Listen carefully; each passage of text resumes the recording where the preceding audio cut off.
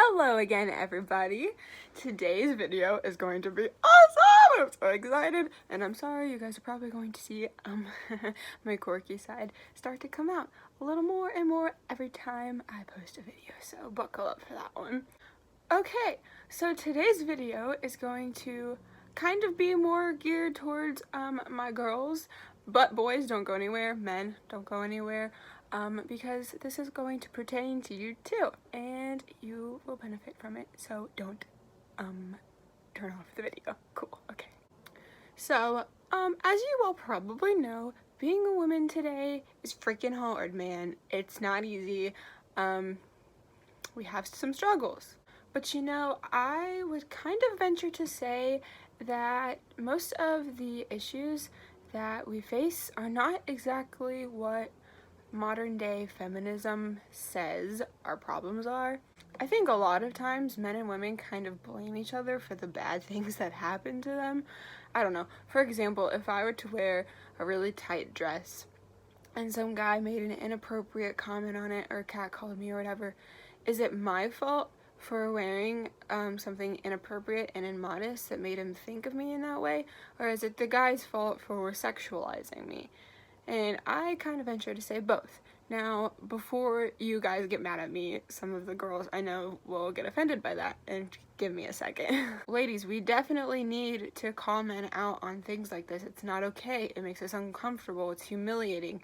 But we need to start treating our bodies like they are the most precious things on earth, because they are. In Proverbs, it says that we're more precious than rubies, and we're beautifully and wonderfully made, and we need to start acting like it. There is a serious problem with men sexualizing women. I know, I totally get it. I see it every day. It's disgusting. It makes me want to, you know, I understand. But there are just as many women who lust over men than men who lust over women. Men are kind of just more vocal about it usually, I guess, or at least upfront about it to the women themselves.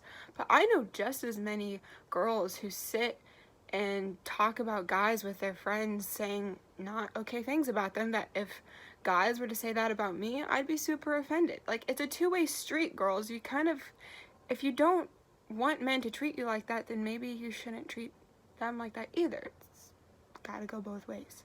I think third wave feminism is kind of inclined to blame men for all of the lust that's going on in the world, as opposed to coming together and fixing it together, because it's a problem with both men and women. It's not just a men thing. Not saying that when men do that it's okay, but it's not only their fault.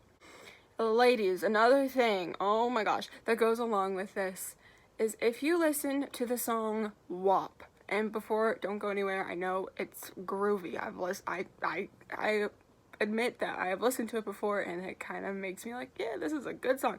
It is not. For those of you who don't know, WAP is a song that is out right now that's so incredibly degrading to women. It's basically, it's written by two girls asking guys to just do horrible, horrible things to them.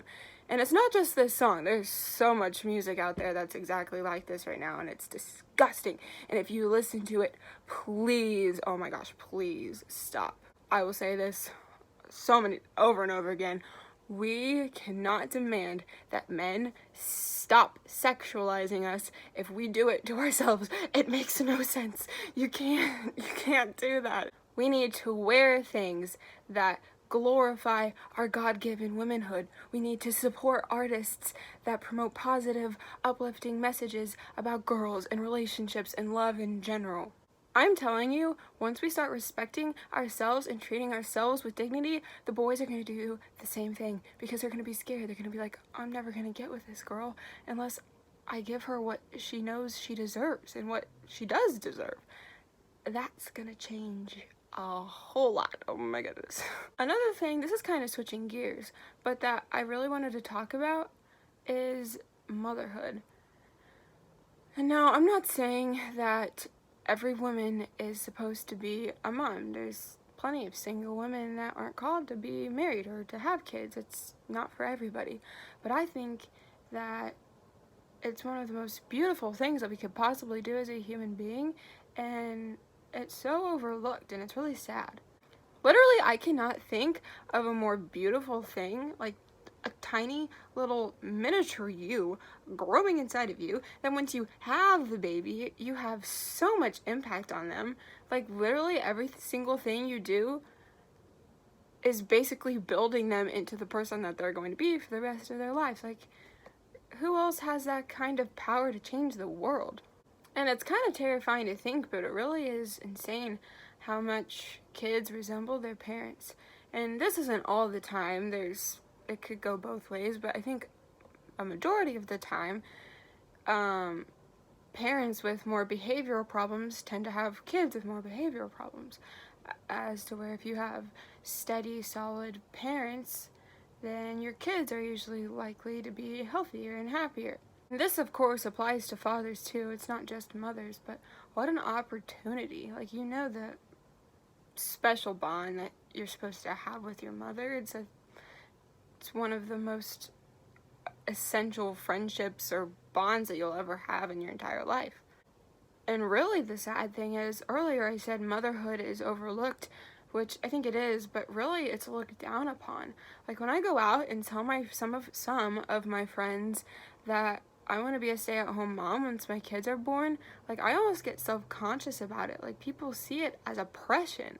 Like, so many people ask me, like, don't you want to work? Don't you have dreams for yourself? Like, why can't your husband be a stay-at-home dad? And, honey, listen, I understand, like I said before, that kind of life isn't for everyone. And I'm also not saying that women or mothers who work are not good mothers. That is not what I'm saying at all. But I should not feel embarrassed to tell people that. Like, when I sit here and imagine my future babies, there is no place on the world I'd rather be than nurturing them and bonding with them. I shouldn't feel guilty about that. It's so not okay. Please, this applies to motherhood or any other kind of way that you're showcasing your godly femininity. Don't let anyone make you feel like you're oppressed or that you're not living up to your full potential.